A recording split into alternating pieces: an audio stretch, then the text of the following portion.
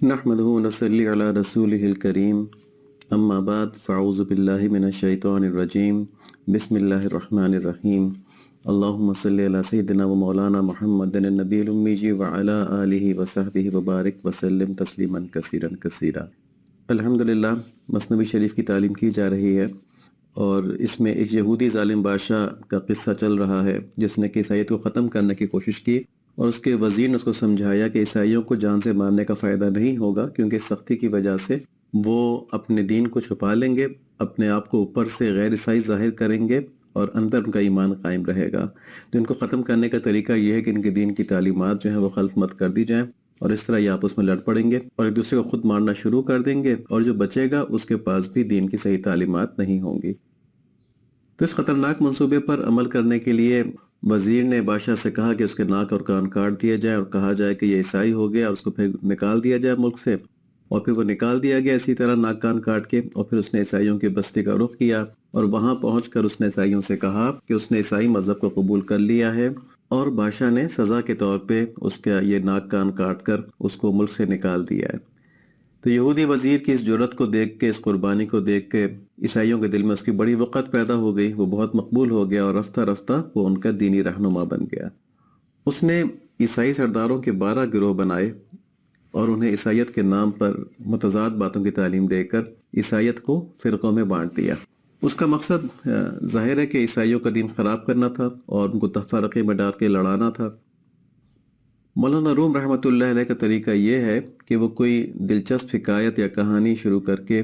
سننے والے میں دلچسپی پیدا کرتے ہیں، اور پھر اس واقعے کے درمیان میں اہم باتیں بتاتے جاتے ہیں، اور ان باتوں میں زندگی کے گزارنے کے طریقے اور اسلام پر چلنے کے طریقے اور اسلام کی تعلیمات ہوتی ہیں۔ تو مثنوی کا مقصد محض اعلیٰ شاعری یا واقعات سے لطف اندوز ہونا نہیں ہے، بلکہ ان کہانی اور شاعری کا مقصد جو ہے وہ دلچسپ طریقے سے دینی باتیں بتانا ہے۔ چنانچہ یہودی وزیر کی حکایت بیان کرنے کے درمیان مولانا اللہ تعالیٰ سے تعلق بنانے کی اہم باتیں ہم کو بتاتے جا رہے ہیں۔ تو آگے فرماتے ہیں، ہم چوشہ نادان و غافل بدھ وزیر، پنجمیزت با قدیم و ناگزیر۔ وزیر بھی بادشاہ کی طرح نادان اور غافل تھا، اور وہ اس اللہ سے پنجہ لڑاتا تھا جو قدیم ہے اور جو اپنے ماسوا کے وجود کے لیے ضروری ہے۔ تو وزیر کا واقعہ بتاتے ہوئے مولانا نے بیچ میں اللہ تعالیٰ کی عظمت، ان کی قدرت، ان کی ربوبیت کا تذکرہ کیا، کس طرح وہ دنیا کو پال رہے ہیں اور کیا ان کی عظمت ہے، کیا ان کی قدرت ہے، یہ ہم پچھلے لیکچر میں سن چکے ہیں۔ اور پھر اس شعر میں فرمایا کہ یہودی بادشاہ اور اس کا وزیر دونوں نادان تھے جو اللہ تعالیٰ سے لڑائی کرنے چلے تھے۔ وہ اللہ تعالیٰ کی عظمت، ان کی قدرت، ان کا قہر، ان کی سطوت اور ان کی مہربانی سب سے غافل تھے۔ تو یہاں 2 لفظ استعمال کیے گئے کہ وہ نادان اور غافل تھے، اور یہ دونوں کیفیات ایک دوسرے کو بڑھاتی ہیں۔ نادانی انسان کو اس کے نفع و نقصان سے غافل کرتی ہے، اور یہ غفلت اس کو مزید نادان بنا دیتی ہے، کیونکہ غفلت کی وجہ سے انسان ان چیزوں کی بھی فکر نہیں کرتا جو اس کو شدید نقصان پہنچا سکتی ہیں، اور وہ ایک احمق کی طرح بلا خوف و خطر اپنی خواہشات کی پیروی میں لگا رہتا ہے، حتیٰ کہ اپنے لیے عظیم نقصان کر لیتا ہے۔ تو یہ اس کی نادانی ہے، اور یہ غفلت کی وجہ سے ہے۔ اور دوسری طرف غفلت جو خود ہوتی ہے وہ نادانی کے سبب سے ہوتی ہے کہ آدمی شروع ہی سے اپنے نقصان اور نفع کو اہمیت نہیں دیتا، تو وہ ضروری علم جو اس کو نقصان سے بچانے کے لیے، نفع دینے کے لیے اس کو حاصل نہیں کرتا، تو اس لحاظ سے وہ غفلت میں چلا جاتا ہے۔ تو مولانا یہاں پہ یہودی بادشاہ اور اس کے وزیر کی اسی غفلت کی نشاندہی کر رہے ہیں کہ یہ دونوں عیسائیت کی مخالفت نہیں بلکہ اللہ عز و جل سے جنگ کر رہے تھے، اور جنگ یہ تھی کہ اللہ تعالیٰ نے اس دور کے اندر دین عیسوی قبول کرنے کا اور اس کی اشاعت کرنے کا حکم دیا تھا، اور یہ دونوں اس کو مٹانے کے درپے تھے۔ تو یہ لوگ یہ بات سمجھ ہی نہیں رہے تھے کہ اللہ تعالیٰ ہی تو حقیقی قوت ہیں، اور وہ ایسی قوت ہیں جن کو خود کسی کی ضرورت نہیں ہے، وہ جو چاہتے ہیں کر دیتے ہیں، کن فیکون، اور وہ ازل سے بغیر کسی کی مدد کے قائم ہے۔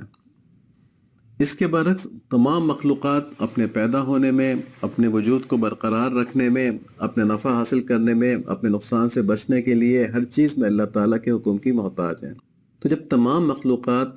اللہ عز و جل کی محتاج ہیں، تو انسان کی کیا اوقات کہ اللہ تعالیٰ سے لڑائی کرے؟ ان کے حکم کے بغیر تو ایک پتہ نہیں ہل سکتا، خود انسان کا اپنا وجود باقی نہیں رہ سکتا۔ چنانچہ عقل مندی کیا ہے؟ عقل مندی نادانی کا متضاد ہے، اور یہ کیا ہے کہ اللہ تعالیٰ کی اطاعت کی جائے، اور نادانی کیا ہے کہ اللہ تعالیٰ کی مخالفت کی جائے۔ اللہ تعالیٰ کی مخالفت ایک ایسی جنگ ہے جس میں شکست یقینی ہے، جس میں کامیابی کی کوئی امید نہیں ہے۔ اللہ تعالیٰ کا نافرمان انہی کے حکم کی وجہ سے زندہ ہوتا ہے، انہی کی دی ہوئی صلاحیتوں سے باغیانہ تدابیر کر رہا ہوتا ہے، لیکن عقل کے اندھے پن کی وجہ سے وہ اللہ تعالیٰ کی طرف سے رسی دراز کرنے کو نہیں سمجھ پاتا، بلکہ دین کی مخالفت میں اپنے عارضی کامیابیوں پر اتراتا ہے۔ جیسے ابھی غزہ کے اندر اسرائیل جو ہے وہ ظلم و ستم کر رہا ہے، اور اس کے خلاف یہودی بھی بول رہے ہیں۔ یہ جو یہودی آرتھوڈاکس یہودی، یہ بیسیکلی ان زائنس کے صہیونیوں کے خلاف ہیں، کیونکہ وہ سمجھتے ہیں کہ یہ صہیونی جو ہیں یہ حضرت عیسیٰ علیہ السلام کی آمد کا راستہ روکیں گے اور دجال کو فیور کریں گے۔ لیکن یہی صہیونی اسی علم کو رکھتے ہوئے جو باقی یہودیوں کے پاس ہے، جو آرتھوڈاکس یہودیوں کے پاس ہے، اس علم کو رکھتے ہوئے باغیانہ تدابیر کر رہے ہیں اور سمجھ رہے ہیں کہ وہ کامیاب ہیں۔ تو یہ ان کی نادانی ہے۔ وہ سمجھ رہے ہیں کہ ہم جس کو چاہیں مار دیں، جو چاہیں کر دیں، تو بڑے بڑے بول بھی اس وقت بول رہے ہیں کیونکہ ان کو کانفیڈنس ہے کہ پوری دنیا میں ان کا قبضہ ہے، تو پوری دنیا پہ ان کا قبضہ ہو سکتا ہے، لیکن اللہ تعالیٰ کی قدرتوں پر ان کا قبضہ نہیں ہو سکتا، اور جو ان کی رسی دراز کی جا رہی ہے اس کو وہ سمجھ ہی نہیں رہے، اس کی طرف سے وہ اندھے ہیں۔ تو یہ بالکل اسی چیز کی مثال ہے جو اس وزیر کی اور یہودی بادشاہ کی تھی کہ وہ اپنی عارضی کامیابیوں پر اتراتے ہیں، حالانکہ حقیقت میں وہ اپنا بڑا شدید نقصان کر رہے ہوتے ہیں۔ اور اللہ تعالیٰ سے بغاوت کی تدبیر کی کامیابی ان کی شکست بن جاتی ہے، کیونکہ وہ اس کی وجہ سے ہدایت سے اور دور ہو جاتے ہیں اور جہنم کے اور قریب ہو جاتے ہیں، لیکن وہ اس نقصان سے بے خبر رہتے ہیں۔ جس کو اللہ تعالیٰ چاہیں بس وہی بچ پاتا ہے، باقی یہ پھر اپنی قبر خود کھود رہے ہوتے ہیں۔ اللہ تعالیٰ ایسے لوگوں کے بارے میں فرماتے ہیں، سورہ بقرہ کی آیت نمبر 9 ہے، يخادعون الله والذين آمنوا وما يخدعون إلا أنفسهم وما يشعرون۔ وہ اللہ تعالیٰ اور ایمان والوں کو دھوکہ دیتے ہیں، لیکن دراصل وہ خود اپنے آپ کو دھوکہ دے رہے ہیں، لیکن انہیں اس بات کا احساس نہیں ہے۔ اور اسی طرح سورہ نساء کے اندر آیت نمبر 142 ہے، ان المنافقین یخادعون اللہ وهو خادعهم۔ بے شک منافق اللہ تعالیٰ سے چال بازیاں کر رہے ہیں اور وہ انہیں اس چال بازی کا بدلہ دینے والا ہے۔ تو وہ سمجھ رہے ہوتے ہیں کہ وہ اپنی چال بازی میں کامیاب ہیں، انہوں نے جو مقصد حاصل کرنا تھا دین کو نقصان پہنچانے کا وہ حاصل کر لیا ہوتا ہے، لیکن وہ یہ نہیں سمجھ رہے ہوتے کہ اللہ تعالیٰ کی ایک تدبیر ہے جس کے اوپر وہ حاوی نہیں ہو سکتے، اور وہ اللہ تعالیٰ کی اس غضب کی وجہ سے دین سے دور ہوتے جا رہے ہیں، اور ان کو کامیابیاں جو مل رہی ہیں بیسیکلی وہ بھی اللہ تعالیٰ کے غضب کی علامت ہے کہ ان کو کوئی ہدایت کا راستہ نہیں ملتا اور وہ اپنی بغاوت میں آگے بڑھتے چلے جاتے ہیں۔ جن پر اللہ تعالیٰ کی رحمت ہوتی ہے ان کو اللہ تعالیٰ وہیں پکڑ لیتے ہیں اور وہ توبہ طائب کی طرف متوجہ ہو جاتے ہیں، اور یہ ان کے پر اللہ تعالیٰ کی رحمت ہوتی ہے۔ اب سمجھنے کی بات یہ ہے کہ اللہ تعالیٰ کے دین سے بغاوت کا سبب انسان کی خودسری، اس کی خود پرستی اور اس کی وہ احمقانہ دلیری ہے جو اللہ تعالیٰ کی شان اور ان کی سطوت سے غفلت کی سبب سے پیدا ہوتی ہے، اور اس غفلت کا سبب اللہ تعالیٰ کے غیر میں یعنی دنیا کے اندر ضرورت سے زیادہ مشغولیت ہے۔ ظاہر وقت وہی ہے، صلاحیتیں اتنی ہیں، اگر سارا وقت دنیا کو دے دیں گے تو اللہ تعالیٰ کے بارے میں کب جانیں گے، اور جب اللہ تعالیٰ کے بارے میں جانیں گے ہی نہیں تو پھر اللہ تعالیٰ کے احکام کی وقعت دل میں پیدا نہیں ہوگی، اور جب اللہ تعالیٰ کے احکام کی وقعت دل میں نہیں پیدا ہوگی تو پھر آدمی دنیا کے فائدوں کو حاصل کرنے کے لیے اللہ تعالیٰ کی نافرمانیاں شروع کر دے گا، حالانکہ دنیا کے فائدے بھی بس وہی مل سکتے ہیں جن کا اللہ تعالیٰ حکم دے، جو انسان کے مقدر میں لکھا ہو، ادروائز وہ اپنی باغیانہ تدبیروں سے بھی دنیا کے فائدے حاصل نہیں کر سکتا۔ اب ایسی غفلت جو اللہ تعالیٰ سے ہوتی ہے اس کے دو محرک ہیں، ایک انسان کی ناجائز نفسانی خواہشات، جائز کی بات نہیں ہو رہی، ناجائز نفسانی خواہشات، اور دوسرا شیطان کا اثر۔ شیطان نے انسان کو اللہ تعالیٰ سے دور کرنے کی قسم کھائی ہوئی ہے،